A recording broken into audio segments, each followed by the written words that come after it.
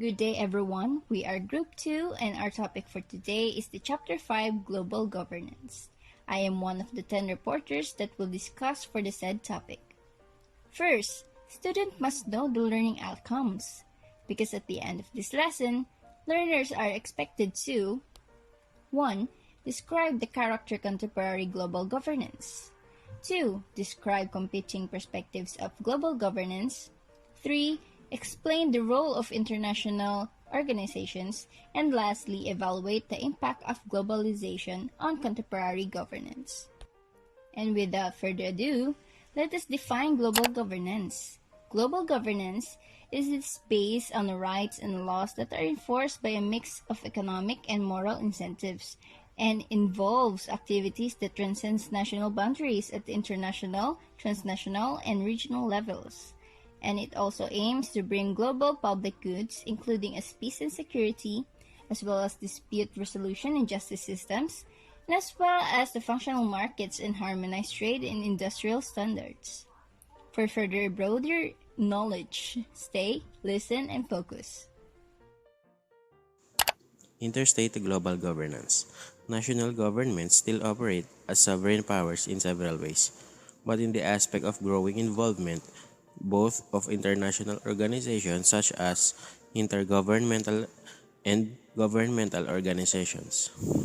IGOs, composed of member states established for single or multiple objectives.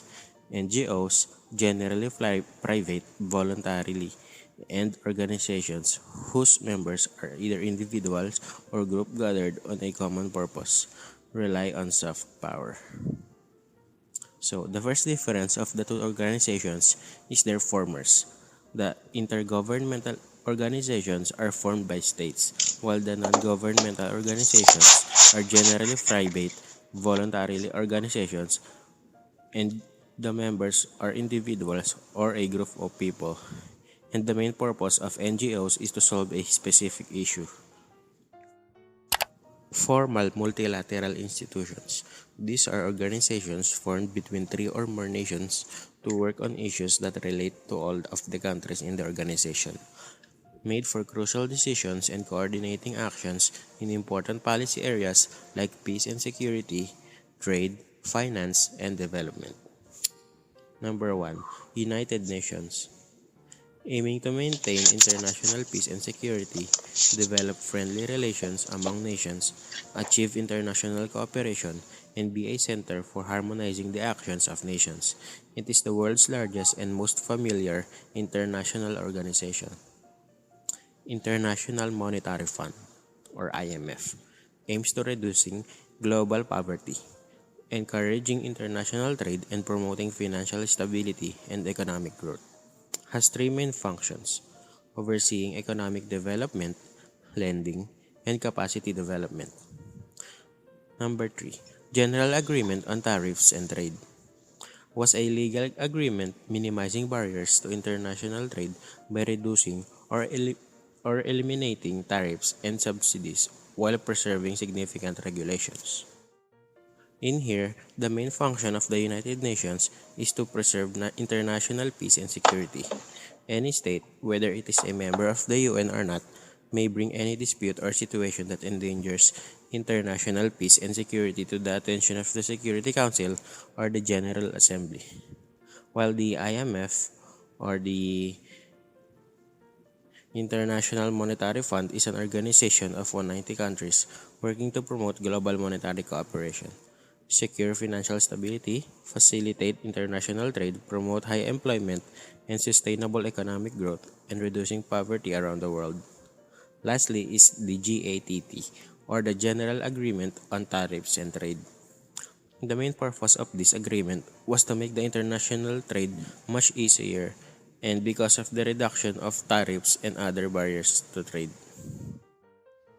Next is perspectives on global governance. There are four defining or perspectives elements of international organization or regime. These are the principles, norms, rules, and decision-making procedure. First is principles. When we say principles, it is represented by those people who are capable of logical and consistent speech to give some statement or information to the people of how the world works in society and in every circumstances. Next is norm. It is about identifying the general standards behavior and identifying the rights and obligation of the states. Next is rules. It is usually used in a third world states. It is designed to restore conflicts that might be happening or existing between principles and norms. Last one is decision-making procedures. It is a series of steps taken by an individual to determine the best option or course of action to meet their needs. Seek information about different possible decisions and their likely effects. Now, let's talk about neoliberal institutionalist and liberalist standpoint. Neoliberal institutionalist is contemporarily used to refer to market-oriented reform policies. For example, eliminating price controls, deregulating capital market, and lowering trade barriers and reducing. They made it possible through privatization and austerity. Next is liberalist standpoint. Liberalism became a distinct movement in the age of Enlightenment, gaining popularity among Western philosophers and economists. It is a political and moral philosophy based on liberty, consent of the governed, and equality before the law.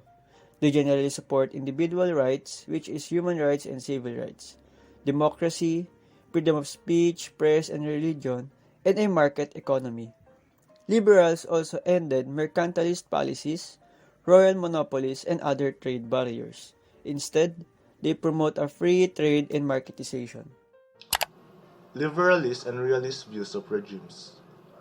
Liberal institutionalist view. Regimes enable states to collaborate. Regimes promote the common good. Regimes flourish best when promoted and maintained by benign hegemon. Regimes promote globalization in a liberal world order. For realist view, regimes enable states to coordinate. Regimes generate differential benefits for states. Power is the central feature of regime formation and survival. The nature of world order depends on the underlying principles and norms of regimes. Sa liberal view, kooperasyon ng mga bansa na may parehas na interes. Dito lahat ay nagkakaisa at may kinabang lahat ng sumali at sigurado ang benefit and gain. Samantalang sa realist view naman, they believe that one state should have comparative advantage in comparison to another. But they are still willing to cooperate as long as the other state doesn't gain more power. Next is the United Nations resolve initiatives taken by governments of the states that had led the war against Germany and Japan. It is a universal membership. When joining, member states agreed to accept the obligations in the United Nations Charter, an international treaty that set out basic principles of international relations. First is sovereign equality of states. Second, only international problems are within UN jurisdictions. And last, primary concern of international peace and security. Security Council. The United Nations recognized great power prerogatives in the Security Council. The Security Council was given the main responsibility for maintaining international peace and security. It was made up initially of 11 states and then after 1965 of 15 states. It includes 5 permanent members: United States, United Kingdom, France, Russia, and China. These 5 permanent members have veto power over all Security Council decisions. The convention emerged that abstention is not regarded as veto. Its decisions are binding and must only be passed by a majority of 9 out of 15 members. UN definition of NGOs. 1. An NGO should support the aims and the work of the UN. Dapat suportahan ng NGO yung aims and goals ng UN. Number 2 is officially an NGO should be a representative body with identifiable headquarters and officers who are responsible to the Democratic Policymaking Conference. Ang NGO ay dapat merong representative na responsable sa paggawa ng mga democratic policy. Number 3. An NGO cannot be a profit-making body. Hindi pwedeng maging profit-making body ang NGO dahil ang purpose nila ay mag-serve sa government. 4. An NGO cannot use or advocate violence. Since sa government sila nagtatrabaho, hindi sila allowed na gumamit ng violence or any advocacy na kumukonekta sa violence. Number 5 is an NGO must respect the norms of non-interferential as internal affairs of state. Dapat irespeto ng NGO yung norms or culture ng internal affairs ng isang bansa. And lastly, number 6, an international NGO is one that is not established by the intergovernmental agreement. Yung international NGO is hindi siya in-establish ng international governmental agreement. Most likely, they are voluntarily. The General Assembly is the United Nations' primary policy-making, deliberative, and representational body. It is a unique platform for multilateral debate on international topics such as peace and security, as it includes all 193 UN member states. While the General Assembly is not generally engaged in political decisions regarding the establishment or termination of UN peacekeeping missions, it does play an important role in peacekeeping funding. The United Nations General Assembly is the representative body of the UN. It has 193 member countries and its headquarters is in New York. Some of the roles of the United Nations General Assembly are approving the UN budget and making the financial assessment of the members' countries, electing the members of the UN and appointing the Secretary General, recommending peaceful settlements and securities among the nations, recommending the development of international law, human rights and fundamental freedoms, international collaboration in the fields of economy, culture, health, and education. This is the United Nations organizational structure. The Secretariat carries out the substantive and administrative work of the United Nations as directed by the other principal organs. It is led by the Secretary General, who provides overall administrative guidance. In 2017, Antonio Guterres was appointed as the 9th Secretary General. The secretaries consist of departments and offices. An example of substantive work of a secretarial is issuing a bank confirmation, checking ending cash amounts, confirm that loan sums that correct by contacting lenders, make a physical match between fixed asset records and fixed assets, check if inventory is valid, and use inventory valuation calculations. An example of administrative work of a secretarial is filling paperwork, dealing with internal and external stakeholders, presenting critical information, implementing processes, and resolving employee concerns. Some departments of secretarial are Department of Economic and Social Affairs, United Nations Conference on Trade and Development, United Nations Environment Program, the United Nations Human Settlements Program, United Nations Development Program, the Office of the United Nations High Commissioner for Refugees. The Office of United Secretarial is based in New York City, that has offices in Geneva, Vienna, and Nairobi. Also, part of the United Nations Secretarial are the Regional Economic Commissions in Addis Ababa, Bangkok, Beirut, Geneva, and Santiago. Secretariat also carries out a number of research functions and some quasi-management functions. The Secretary General, as Chief Administrative Officer, is a symbol of United Nations that is empowered to become involved in a large range of areas that can be loosely interpreted as threats to peace, including economic and social problems and humanitarian crises.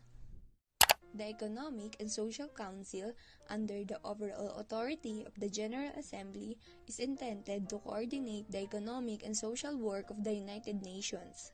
As mentioned, it is also consults with non-governmental organizations, thereby maintaining a vital link between the United Nations and civil society. It is responsible for overseeing the activities of a large number of other institutions. This includes the specialized agencies and the programs and funds.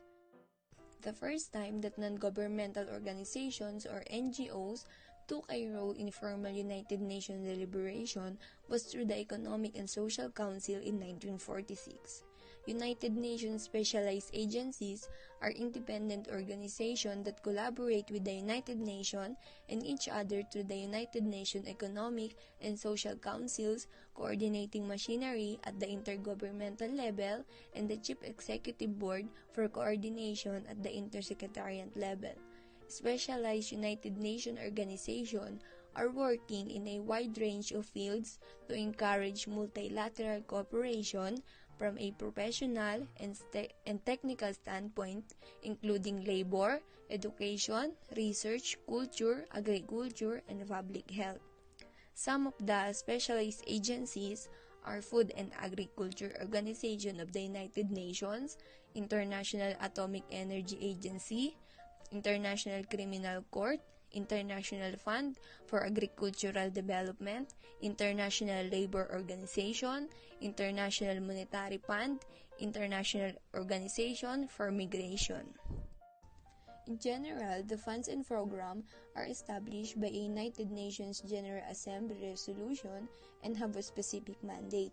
They are governed by a board of trustees that regulates their activities and that is primarily or totally funded by a voluntary contributions. So we come up with 10 questions to test your knowledge. So this is a multiple choice quiz. First question. In 2017, he was appointed as 9th Secretary General. The Secretariat consists of departments and offices. So, letter A, Richard Little. B, Robert Cohen. C, Antonio Guterres. D, Theodore Levitz. Second question. Its role is to remain primarily bureaucratic and it lacks the political power and the right of initiative. A, League of Nations. B, United Nations. C, North Atlantic Treaty Organization. D, Secretariat. 3. How many sovereign state members are part of the United Nations during 2018? A, 185. B, 179, C, 198, D, 193. 4.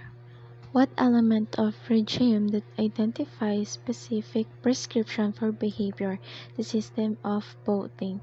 A, norms. B, principle. C, decision-making and procedure. D, rules. Number 5. Founded in 1945, what was the second international organization established in the 20th century that was worldwide in scope and membership? A, League of Nations. B, United Nations. C, North Atlantic Treaty Organization. D, Non-Aligned Movement. 6. Which of the following is not part of realist view of regimes? A, regimes enable states to coordinate. B, regimes promote common good. C, regimes generate differential benefits for states. D, power is the central feature of regime formation and survival.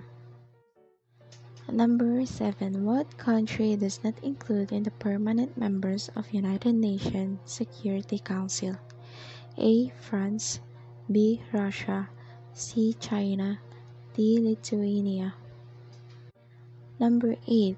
It aims to bring global public goods including as peace and security. as well as dispute resolution and justice systems, as well as functional markets and harmonized trade and industrial standards. A. Global security. B. Global governance. C. Religion and globalization. D. Nationalism and culture. 9. Who is the leading institution that is in charge of global governance? A. International Monetary Fund. B. World Trade Organization. C. United Nations. D. World Bank. And last question, number 10. This intergovernmental organization was founded in 1945, has 192 sovereign state members in the year 2018, and had led the war against Germany and Japan. A. United Nations. B. World Bank. C. World Trade Organization. D. World Economic Forum.